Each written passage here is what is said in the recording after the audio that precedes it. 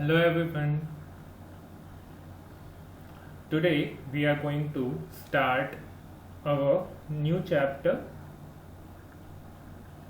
You can see on your screen we are going to start unit 1, that is the solid state.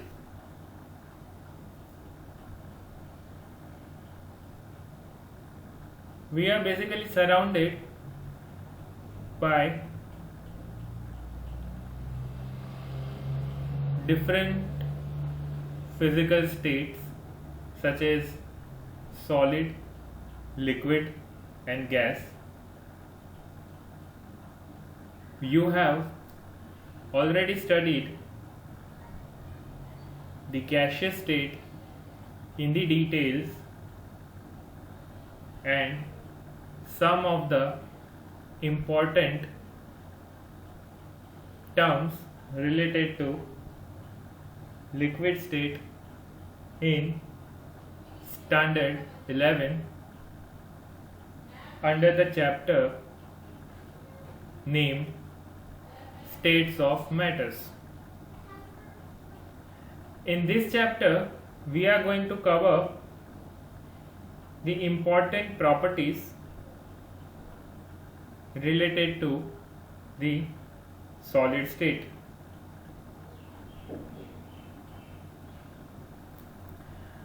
Why we need to study this? Because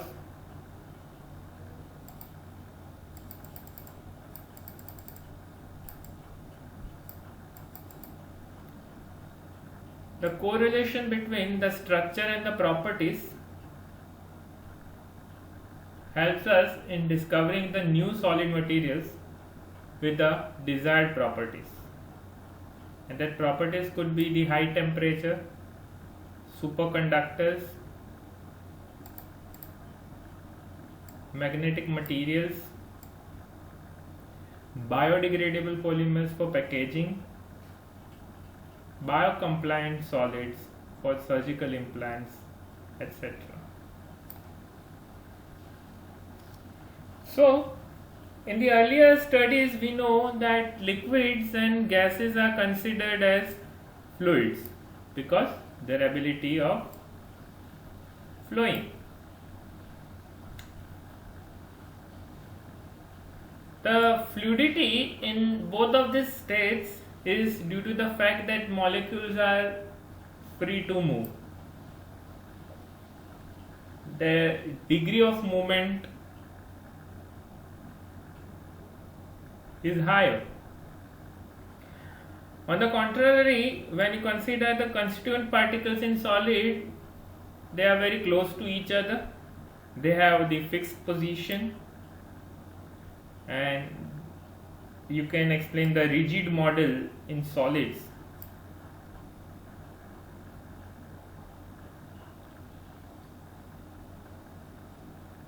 Moreover, the correlation between the nature of interactions within the constituent particles and several solids will also be explored under this chapter.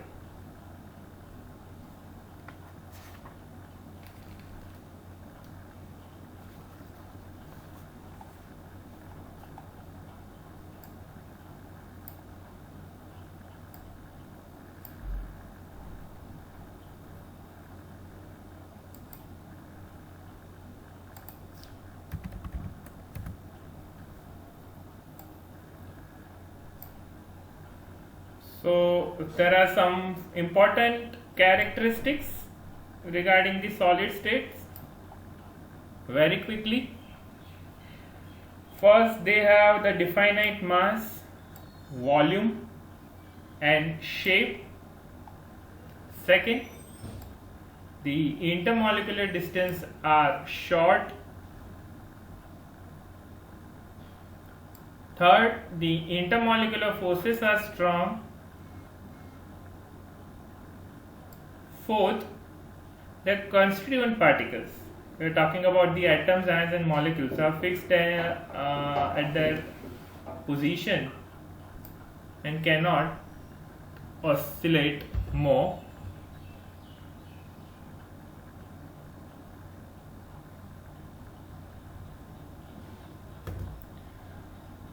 Moreover, they are incompressible and rigid. We classified the solids in two main categories. One is crystalline, the other is amorphous. See, this classification is on the basis of the nature of the order present in the arrangement of their constituent particles. So basically, if you see, the two categories are there.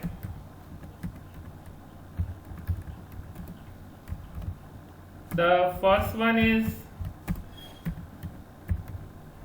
crystalline and the second one is non-crystalline, or you can say amorphous. Now, how you can correlate this regular in day-to-day life? Crystalline is, if you take salt or let's say sugar, the non-crystalline is one you can take flour or powder, chalk powder or talcum powder. That be talcum powder. So these are the examples which you can correlate in day-to-day life.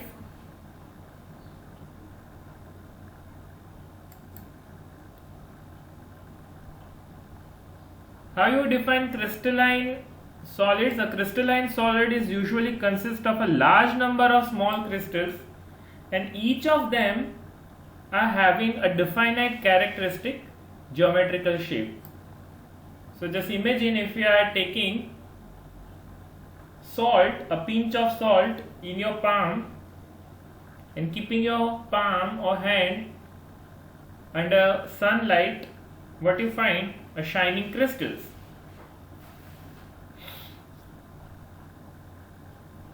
Moreover, in a crystal, the arrangement of the constituent particle is ordered.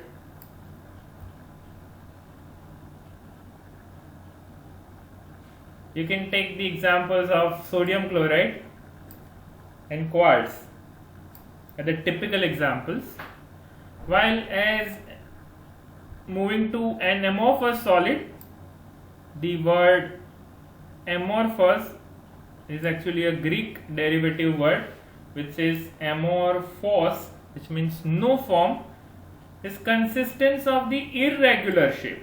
So please make a note, where you are talking about the crystalline solids, they are having a characteristics geometrical shape, while in case of an amorphous solid it has a irregular shape.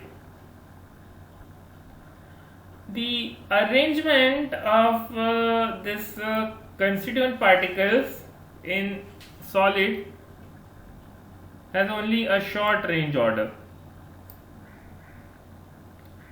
and you will find a periodic repeating over and over at the short distance. So you are going to study this in details.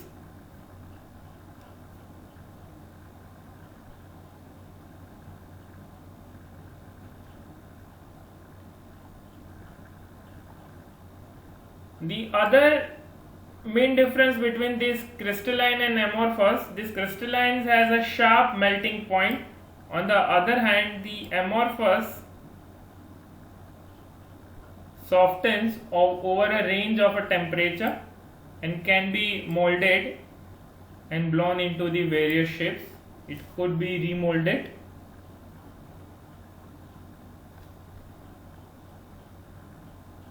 On heating, they become crystalline at some temperature.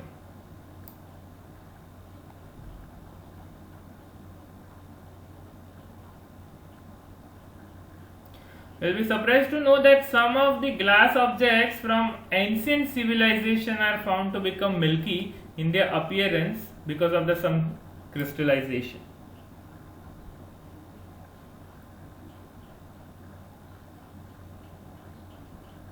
And like liquids and amorphous solids have the tendency to flow, but because they are solid and due to over a range of temperature they become soft, they possess the tendency to flow and therefore they are called pseudo solids or supercool liquids.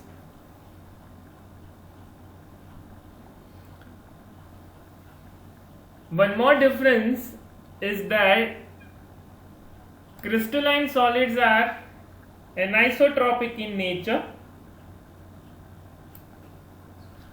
Now you are reading one new term, that is anisotropy. What is anisotropy?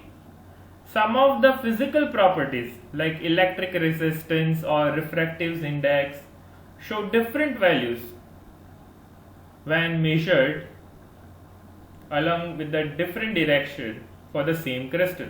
That is called the anisotropy. That means physical properties are having different values in the different directions.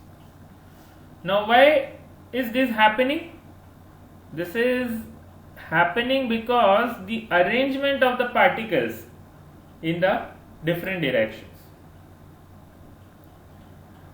You can see on this figure 1.2, this elaborates the anisotropy in the crystal.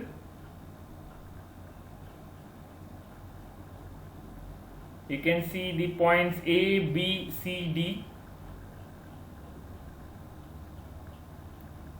The different directions gives the different values of the physical properties. Same physical property, same crystal, but you will have the different value for different direction. That is called the anisotropy. While in amorphous, the solids on the other hand are isotropic. Now why it is so? Because there is no long range order. The shape is irregular. Moreover, over the period when under the effect of temperature, it gets soft. This table is very important. So it's a 3-marker question actually. You may take a screenshot if you want. The distinction between the crystalline and amorphous solid.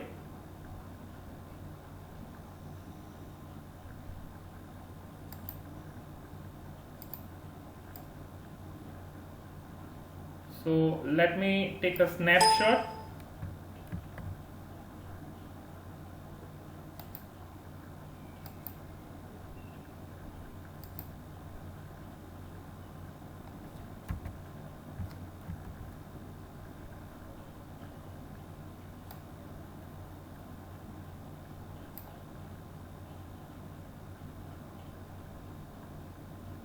I hope it is visible. So let us discuss this. First, shape. The crystalline solids are having definite shape, whereas amorphous solids are irregular in shape. Second, the melting point. Crystallines are having sharp and characteristic temperature melting point, while over the range it gets softened. Cleavage property. Now what is cleavage property? That if you cut a crystal with a sharp edge tool, just imagine a knife, it splits into two different crystals, and the newly generated surface are plain and smooth. Just imagine a freezed cheese. A freezed cheese. And if you are cutting with a knife, you will get two pieces, and both the surface are plain and smooth. While in case of amorphous, you just make a imagination of melted butter. So when you cut with a sharp edge tool, with a butter knife, it gets two pieces, but of the irregular surfaces, because it is melted. That happens due to the soften. It gets softened over the range of temperature. Now then, heat of fusion. They have a definite and characteristic heat of fusion. Then in amorphous, they don't have definite heat of fusion. We have seen anisotropy. They are anisotropic in nature. That means same crystal, same physical property, but the different values in the different directions. While for amorphous, it is isotropic. Nature, they are called true solids, while amorphous, they are called pseudo solids or supercooled liquids, because they have sometimes the nature of flowing, fluidity, and order in the arrangement of the constituents. Crystalline have the long range order.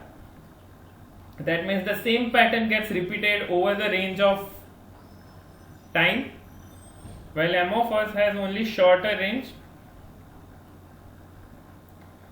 So that's all for now for this lecture. I request you to complete chapter 10 and start watching this video of chapter 1 on the regular basis, so we can complete our topics on day-to-day basis. Thank you. Thanks for watching this video.